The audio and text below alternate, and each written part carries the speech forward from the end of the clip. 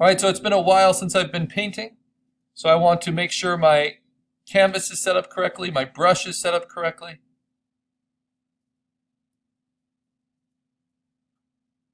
Looks good. I have it at 79% opacity, which seems pretty high because I'm on a duotone layer here, where I'm kind of blending on top of existing. So I might take that down a little bit to around 40 or 50. I steal colors directly from myself. And I'm looking for areas where I need to knock back the value a little bit.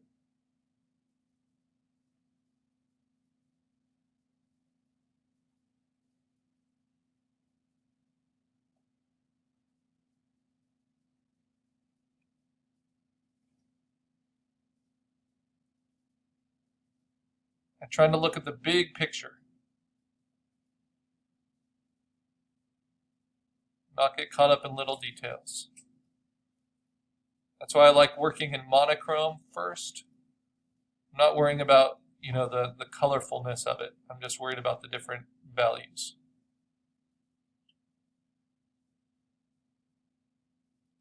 Where highlights should be, how defined they should be, so forth. I'm relying a lot on my brush dynamics, my shape dynamics, which you can control right here.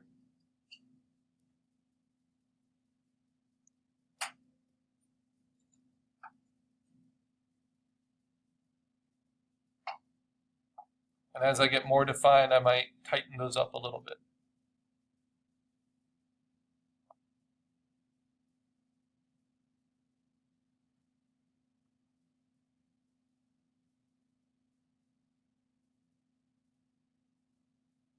Right now it's still a pretty thick brush.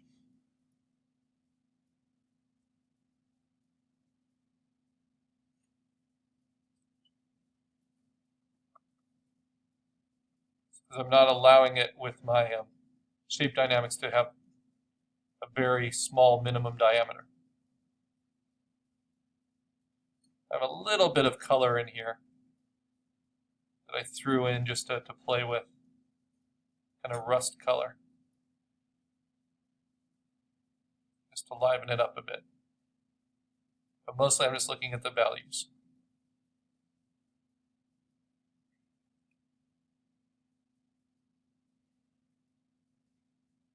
Wherever I see the background gray coming through, I want to make sure I kind of fill that into my satisfaction as well.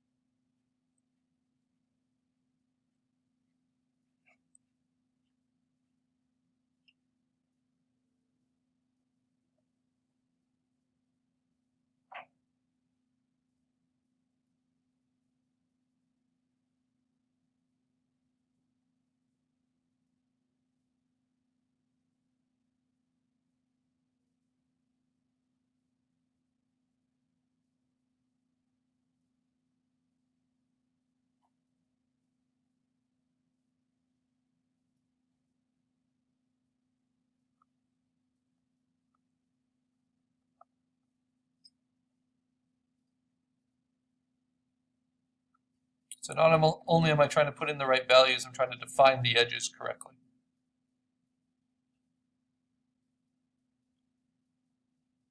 Some edges are crisper, some are a lot softer. And still not lose out on my highlights.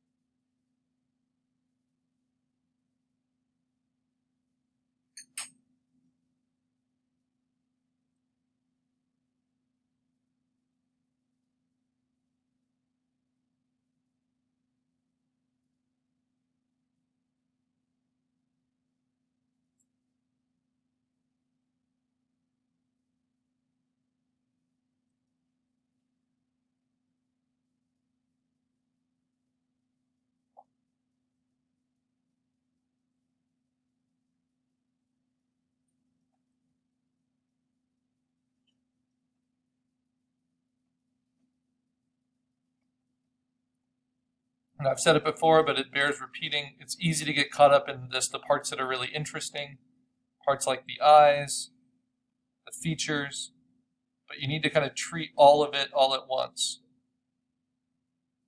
especially in the beginning, to get a sense of where it's all going.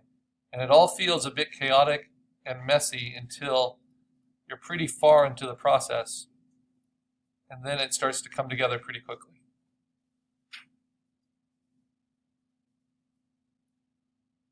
So it's a slow process, one you work with. Ultimately, it gets you there.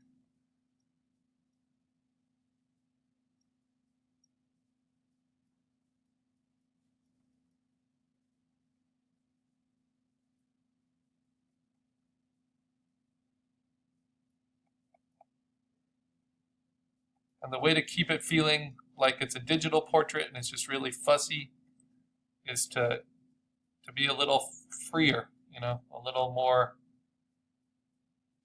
brave with your marks. Keep your brush kind of big and chunky as long as you can.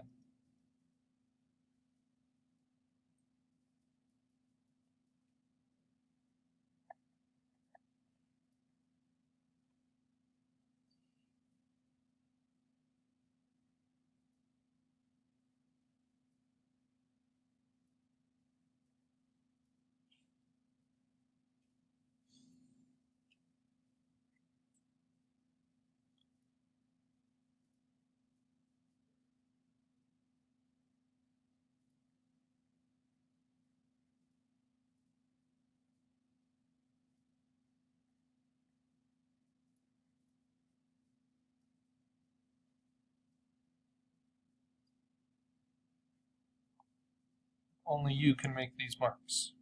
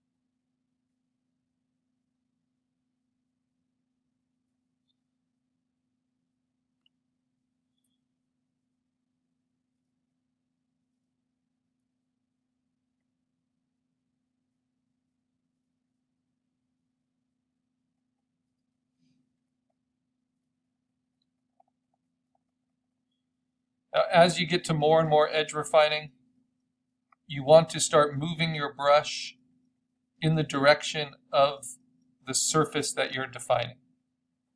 So as I'm going across the forehead, it makes sense to go down the forehead and define the curve of it with each stroke, especially as I'm finding values that are working better.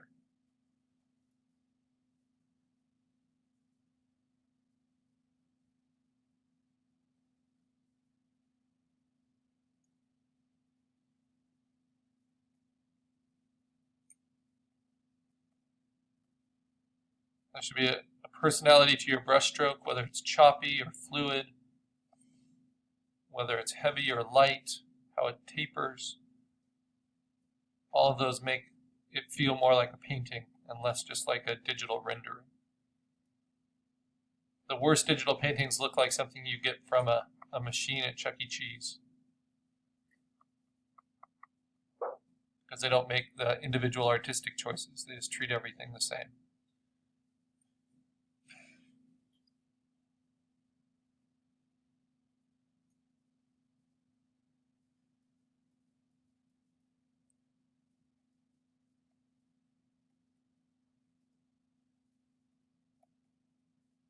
And you can find actions online and apps that will turn photos into digital paintings.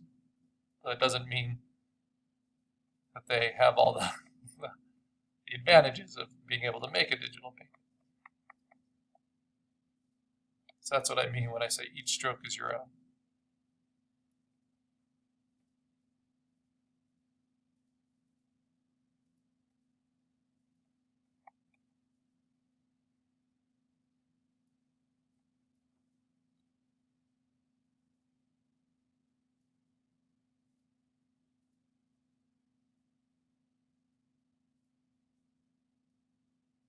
Now the reason we're on a middle gray background is so that I'm not afraid of the dark.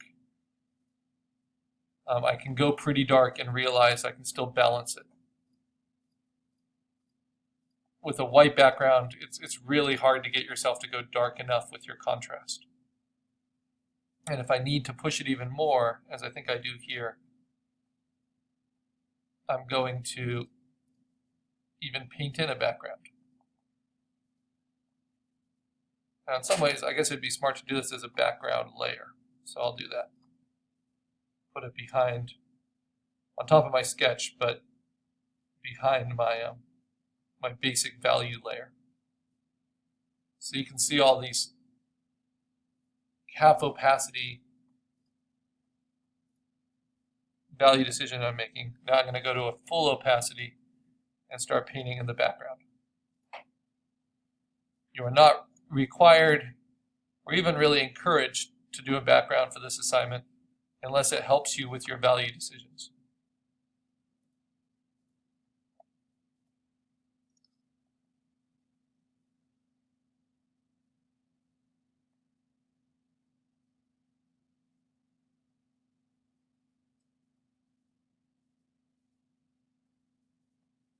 And I like to always kind of point out in digital painting that it doesn't need to be this rigorous purist exercise only creating your own pixels.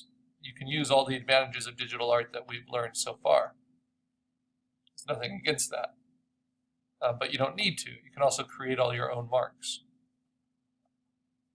But if I wanted to, for instance, I could simply composite in this kind of background.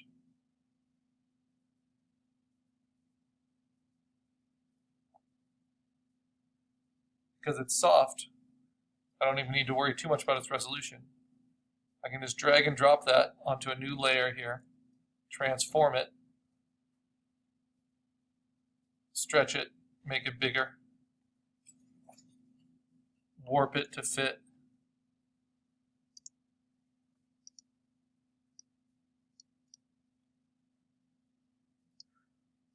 Within the project I'm doing.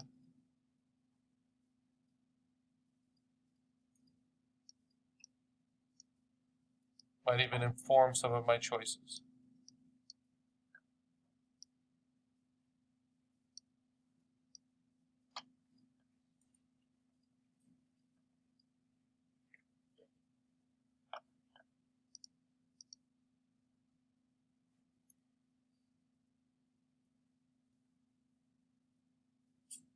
All right, and it shows me I might want to get a texture to my brush a little bit.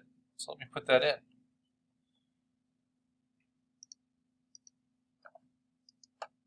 Oh, on the wrong tool here.